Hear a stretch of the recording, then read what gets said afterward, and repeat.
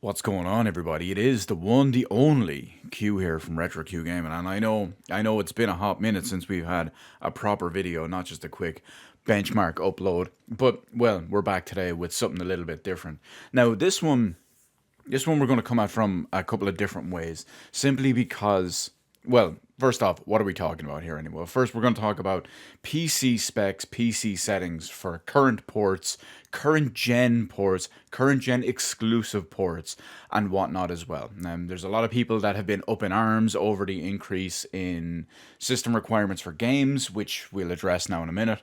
And some people are talking about stuff that's too high and whatnot as well. Now, this has all mainly been prompted. I've mentioned this a few times over the last couple of years, back, when I was still making relatively consistent videos.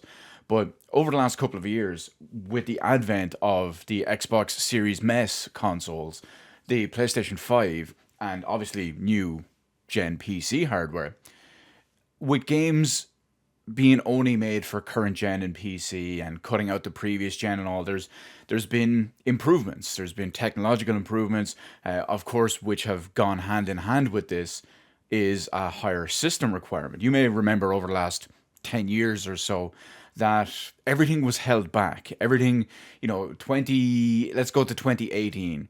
2018 came out and, there was whatever graphics cards. We had the RTX 20 or RTX 2000 series and then, and we were still getting games because they were on Xbox One, because they were on PlayStation 4, they still had minimum requirements of, say, like a GTX 660.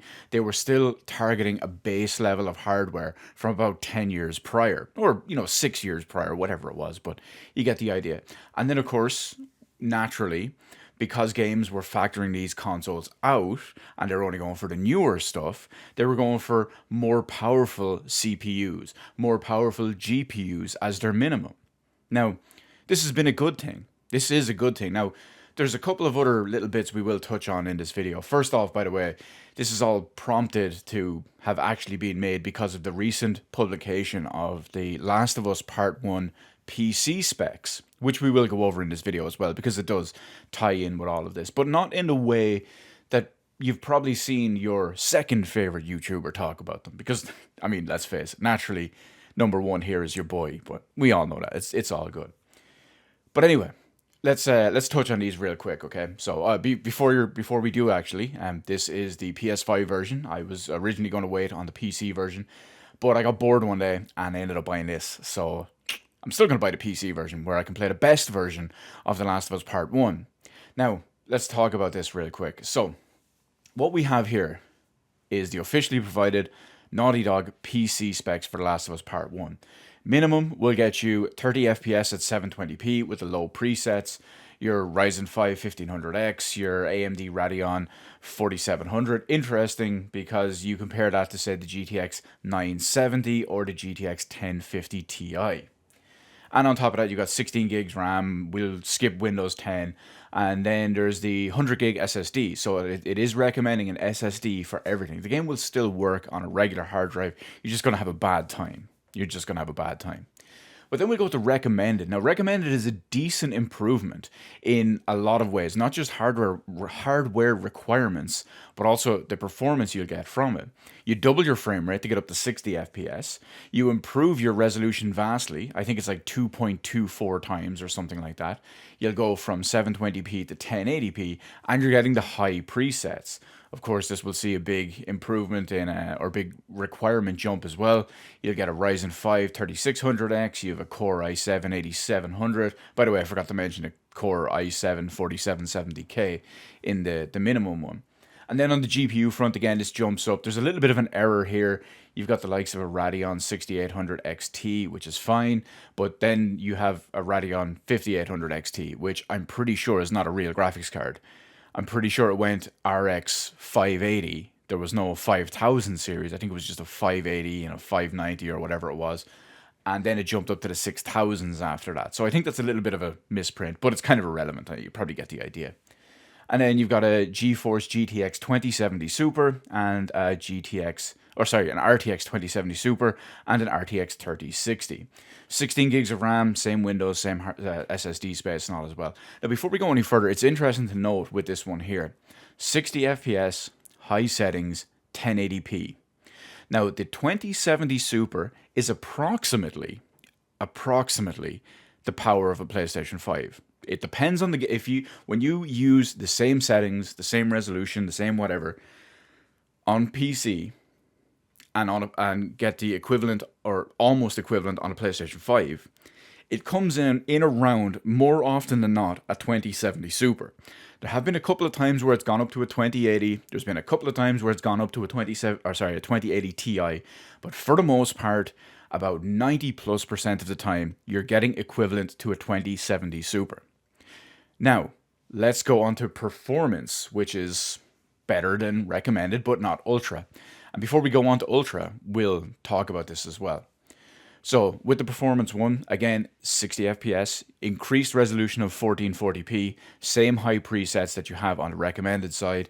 And of course, because you're going for a higher resolution, your CPU requirement is jumping up from an Ryzen 5 3600X to a Ryzen 5 5600X.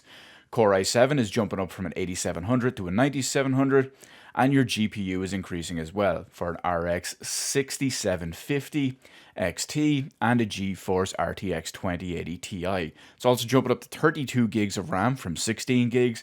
Of course, the SSD and the operating system is still the same. Now, let's go back for just a second here. When you look at the CPU in the PlayStation 5, it is roughly equivalent to a Ryzen 5 or Ryzen 7, somewhere between. It's more commonly coming in at a 3600X. There have been some reports of it getting closer to a little bit higher, but for the most part, it's coming in around the 3600X almost all the time, which is the recommended. Well, it's the recommended CPU for the recommended settings, which is 1080p, 60 FPS, high settings, not 60 FPS, 1440p. And when you look at the GPU as well, you're coming in at an RTX 2070 Super in the recommended, which is the 1080p one, and you're coming in with a 2080 Ti at your 1440p performance one. Now, the key thing here is this can all go back to the argument about console optimization, how low level it is, only focusing on one specific type of hardware, and just the performance of that engine designed specifically around that hardware. So, if you're not familiar, The Last of Us Part 1 on PlayStation 5, if you play it in quality mode, you get native 4K at 30 frames per second. If you play it in performance mode, you get 1440p, which is then upscaled, and you get 60 frames per second. So, you're getting, because we'll put it in as that little bit of extra optimization in there because of the engine and console level optimization, whatever. So we'll boost it up from the 2070 Super to the 2080 Ti, which to me is justifiable. It's an expected range, an expected boost in that way. Now, here's where it gets a bit interesting. I'm going to talk about the ultra settings. A lot of people are not happy about these ultra settings. Oh, by the way, before we go on to the ultra settings, when you compare every existing PlayStation or Sony game port that's come over to PC, most of them are running at the high setting when you compare the settings over and all. One or two settings in one or two games might be running at ultra. One or two settings in one or two games might be running at medium. But for the most part, a lot of them have been running at high. The main exception for that, of course, is Days Gone, which is a PlayStation 4 game. And if you look at the texture settings on Days Gone, the lowest PC texture quality setting is actually higher than the PlayStation setting. So that's kind of fun. But remember, let's go Last of Us Part 1 on PS5. Probably high settings, 60 FPS, 1440p, 4K, 30 FPS, right? Ultra settings on PC, 60 FPS at 4K with ultra presets. That is higher than high. It is ultra presets, which is, well, ultra preset is probably just complete max, basically. An AMD Ryzen 9 5900X, which is my CPU, by the way, and an Intel Core i5 12600K. On the GPU front, this also gets a little bit fun here in two different ways. I've always said that AMD GPUs are garbage, which is pretty much true. They're just underpowered as fuck.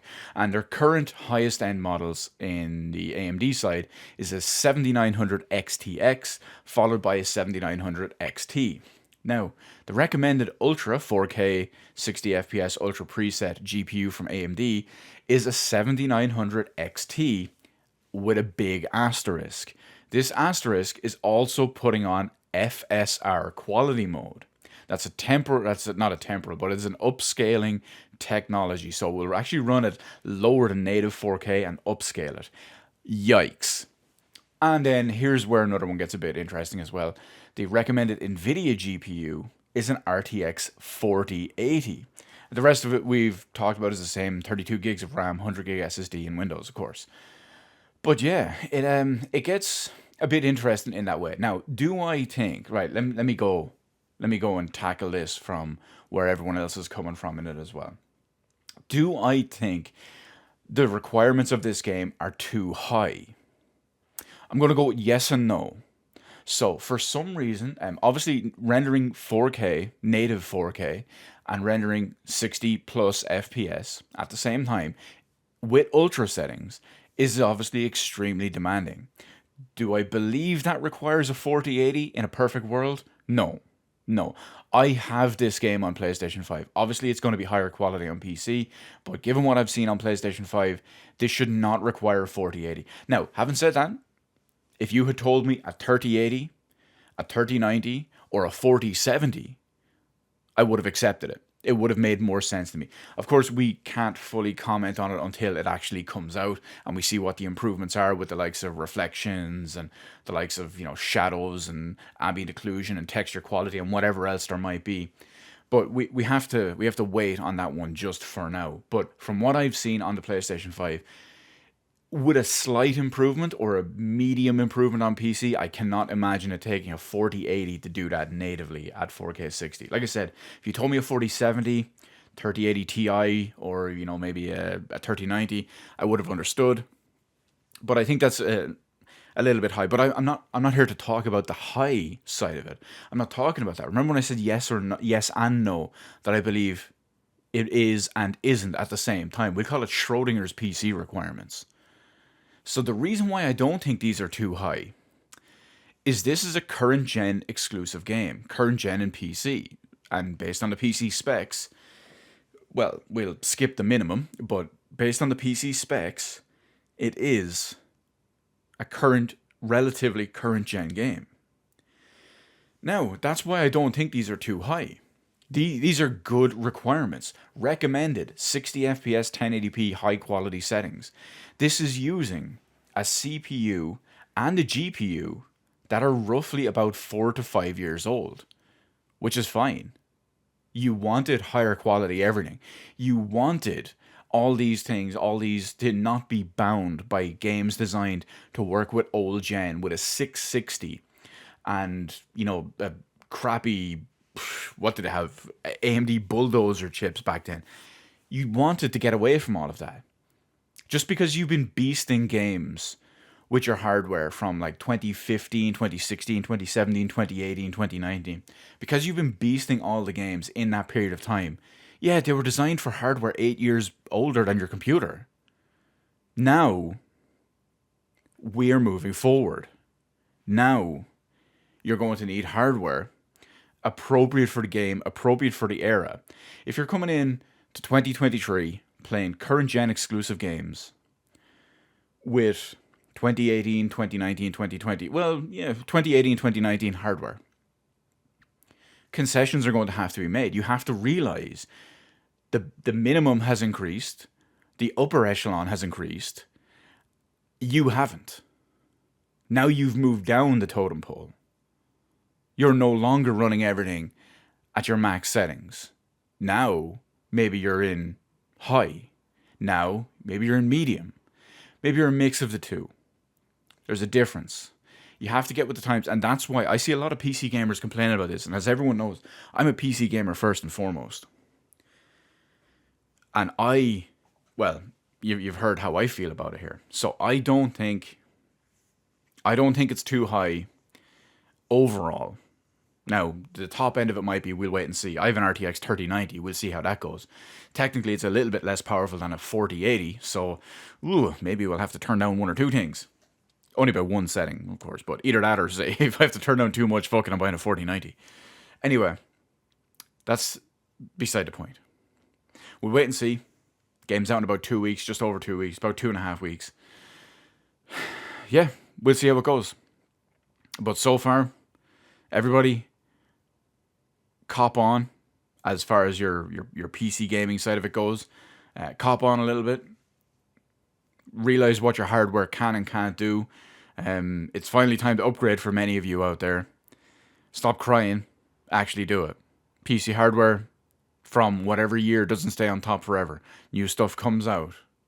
New hardware comes out. Hell, even new consoles come out that, depending on your hardware, could even outdo your previous one. There are people with like a 1080. I have a GTX 1080 in my secondary computer. When I bought that on launch day, that completely destroyed all the consoles. Hell, even my 690, my GTX 690 from like 2012, whatever it was. That card lasted me the entire generation. That 690, which launched a year prior, maybe like 6 months to a year prior than the PlayStation 4 and Xbox One, it beat that entire generation, let alone my GTX 1080 when that came out. But that 1080 I bought that in when did I buy that? 2016. Put that in 2016 at launch. Fast forward, what are we? For 7 years. Fast forward 7 years. Now, that card is around minimum requirements for many games. Some of them are 1050s, some of them are 1060s, some of them are 1070s. I've even seen a few minimum requirements of 1080s. Because stuff goes on. PC is upgradable. PC is future-proof in that way. Just stop crying. I don't know if it's people with poor purchasing choices, egos, people that are just idiots, or maybe it's people that are just too poor and don't want to agree and admit it. But I don't know. I'm going to do me. I'm going to go play The Last of Us Part 1 on PC in its best form in 2.5 weeks. Maybe, just maybe, I'll record it, upload it, and we'll see you there.